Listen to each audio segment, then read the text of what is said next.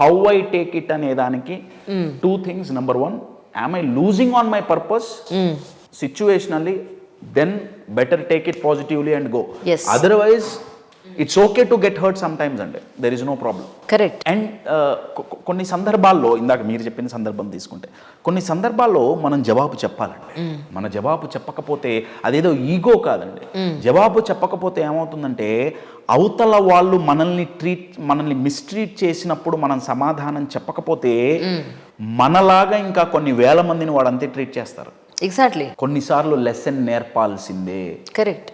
ఇప్పుడు ఒక చిన్న క్వశ్చన్ సార్, అంటే అన్ని పర్సనల్ థింగే మిమ్మల్ని అడుగుతున్నాను కంటే ప్రాక్టికల్గా ఉంటుంది కాబట్టి. Yesterday one of my friend call me, Anjali ఇలాగా మా మదర్ వాళ్ళకి ఏదైనా ఎలాంటి ఎమోషనల్, మోరల్ లేదా హాస్పిటల్ ఏదైనా సపోర్ట్ కావాలంటే నేను కావాలి, నేను ఉండాలి. మా తమ్ముడు వాళ్ళకి అంతే. కానీ వాళ్ళు ఒక బిజినెస్ స్టార్ట్ చేశారు. మా అమ్మకి తెలుసు, మా మరదలకు తెలుసు, మా తమ్ముడు తెలుసు, వాళ్ళ అత్తగారు వాళ్ళకి తెలుసు, వాళ్ళ పిల్లలకి తెలుసు, మన వాళ్ళకి తెలుసు. నాకు మాత్రం చెప్పలేదు వీళ్ళు. నేను ఇప్పుడు అడగాలా వద్దా వాళ్ళని అని అడిగినాను. ఈ ప్లేస్లో మీరుంటే ఏం చేస్తారు? నేనైతే అడుగుతానండి కదా, అడగాలి కదా. నేను అడుగుతాను. కామ్గా ఉండమన్నారు అందరూ, నేను ఒక్కదాన్ని అన్నా. ఎందుకు అడగకపోతే ఎలా తెలుస్తుంది అంటాను నేను. అడగాలండి, నేనైతే అడుగుతాను. అడగడంలో తప్పే ఉందండి. అప్పుడు దూరం అయిపోతారు కదా అంటుంది. That's again generalisation. దూరం ఓవర్ థింకింగ్ అదే. ఇప్పుడు అడిగే విధానం, ఆ approach, there are many things అండి. Boss I'm happy you're growing. అవతల వాళ్ళకి ఏమో వీళ్ళకి చెబితే వీళ్ళు ఏమన్నా మధ్యలో ఏమన్నా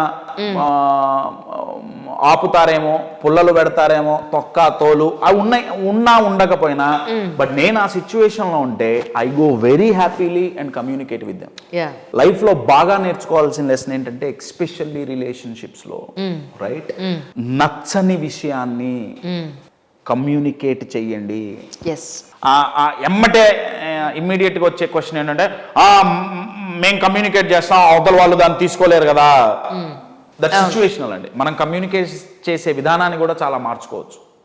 కానీ మన దగ్గర ఛాన్స్ ఉన్నప్పుడు, అడిగే ఛాన్స్ మనకున్నప్పుడు, అడగాల్సిన అవసరం ఉన్నప్పుడు అడగకుండా అజ్యూమ్ చేసుకోవటం నాట్ కరెక్ట్. టీ తాగే ముందు స్వీట్ తింటే టీ చేదుగుంటుందా, తీగుంటుందా? చెప్పగానే ఉంటుంది. ఆబ్వియస్లీ చెప్పగానే ఉంటుంది కదా. నేను స్వీట్ తిన్నా, గులాబ్ జామున్ తిని నేను మీ దగ్గరకు వచ్చా, మీరు టీ ఇచ్చారు, టీ చేదుగుంది. అంజలి గారు ఏంటండి టీ చేదుగిచ్చారు, అదేంటండి? నేను గులాబ్ జామున్ తిన్నా, ముందే నేను అజ్యూమ్ చేసుకుంటున్నా. అవును, మీరు బెటర్ టీ ఇచ్చినా సరే నాకు అది వర్స్ట్ గా ఉంది. ఎందుకు? నేను ముందే స్వీట్ తినొచ్చా. మీరు నన్ను బెటర్ గా ట్రీట్ చేసినా నేను వర్స్ట్ గా తీసుకుంటా ఫ్యూచర్ లో. ఎందుకు? నేను ఇప్పుడు అజ్యూమ్ చేసుకున్నా. కరెక్ట్. ఈ గొడవ ఎందుకు? పోయి క్లారిటీ తీసుకుంటే అయిపోతుంది కదా. That's it. కానీ మళ్ళీ అగైన్ మీరు అడిగే విధానం అంటున్నారు, అంటే అక్కడ హార్ష్ గాను లేకపోతే ఒక ఎమోషనల్ గాను కాకుండా సెటిల్ డౌన్ అయ్యి సింపుల్ గానే అడగాల్సిన అవసరం ఉందంటారు. హార్ష్గా అడగాల్సిన అవసరం నా దృష్టిలో లేదండి. ఎందుకు?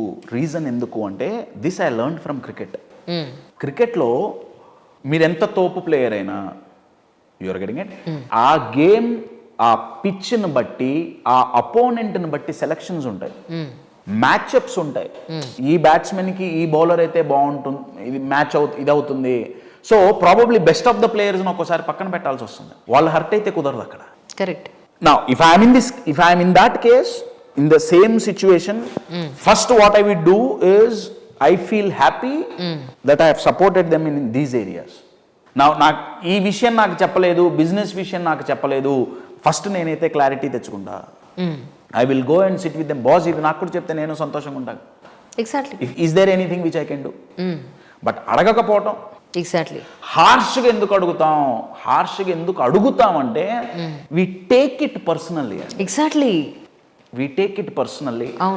అది మార్చుకోవాల్సిన అవసరం ఉంటుంది. ఎందుకంటే మార్చుకోకపోతే ఏమవుతుందంటే లాంగ్ రన్లో ఎనీథింగ్ కెన్ హర్ట్ అస్. అన్నదే మనల్ని కదా, మనం పర్సనల్గా తీసుకోవద్దంటే ఎలా? మీరు డోంట్ టేక్ ఇట్ పర్సనల్ అంటే ఎలా? డోంట్ టేక్ ఇట్ పర్సనల్లీ అంటే అర్థం ఏంటంటే, ఒక లైన్ ఉందండి దానికి, you have a problem, you are not a problem. అచ్చా, నేను వేరు, నా యొక్క విషయం వేరా. అచ్చా, లైఫ్ లో పర్సనల్ గా ఎందుకు తీసుకుంటామంటే, we don't analyse facts, we analyse people. Right. What is right, what is wrong మీద ఫోకస్ ఉండట్లా, who is right, who is wrong మీద ఫోకస్ ఉంది. I got it. ఇప్పుడు మీరు నాకు ఒకటి చెప్పారండి, మీరు నాకు ఒకటి చెప్పినప్పుడు ఒక ఫీడ్బ్యాక్ ఇచ్చారు అనుకుందాం, ఒక ఇది చెప్పారు, కశ్యప్ నువ్వు ఇది మార్చుకోవాలి, ఆర్ ఇందాక లైటర్ నోట్ బాబు అయ్యో నిక్షేపలా ఐ నో మీరు ఒక ఫీడ్బ్యాక్ ఇచ్చారు.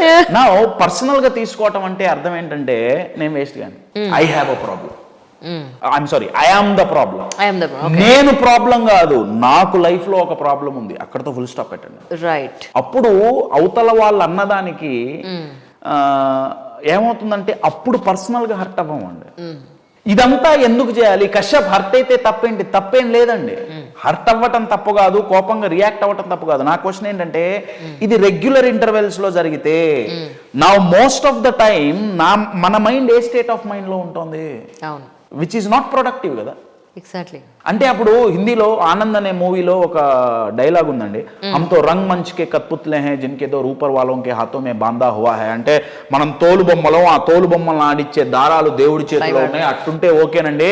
ఇప్పుడు ఇంట్లో టెలివిజన్స్ లాగా తయారయ్యాం, రిమోట్ 10 చేతుల మందిలో పెట్టేశాం. ఎవడో వస్తాడో బటన్ నొక్కుతాడు, కోపం తెప్పిస్తాడు, ఇంకోటి వస్తాడు బటన్ ఎక్కుతాడు, ఇరిటేషన్ తెప్పిస్తాడు, ఇంకొకటి వస్తాడు బటన్ నొక్కుతాడు, ఫ్రస్ట్రేషన్ తెప్పిస్తాడు. ఇంకెక్కడుందండి ఫ్రీడమ్? నాకు తెలియగలుగుదా? నేనేమన్నా అంటే రిమోట్ ఎందుకు ఇవ్వాలి ప్రతి ఒక్కటి చేతుల్లోకి? రిమోట్ ఇచ్చిన తర్వాత బటన్స్ నొక్కుతారు మరి. కరెక్ట్. ఆర్ నా ఈ స్విచ్ నొక్కితే ఈ లైట్ వెలుగుతోంది, వాళ్ళు ఒక మాట అంటే నాకు బాధ అనే లైట్ వెలుగుతోంది, స్విచ్ నా చేతుల్లో లేదు, ఫస్ట్ ఆఫ్ ఆల్ మన చేతుల్లో పెట్టుకోండి అంటున్నా. సెకండ్ ఏంటి, నా చేతుల్లో లేదు, కనెక్షన్ మార్చేయండి, ఆ వైర్ తీసేసి లైట్ కాదు ఇంకో దానికి ఇచ్చుకోండి. ఇదంతా కశ్యప్ ఎందుకు చేయాలి? అవతల వాళ్ళలో తప్పుంటే మనం ఎందుకు చేయాలి? Boss, I will be at peace of mind కదా. ఎగ్జాక్ట్లీ. యా.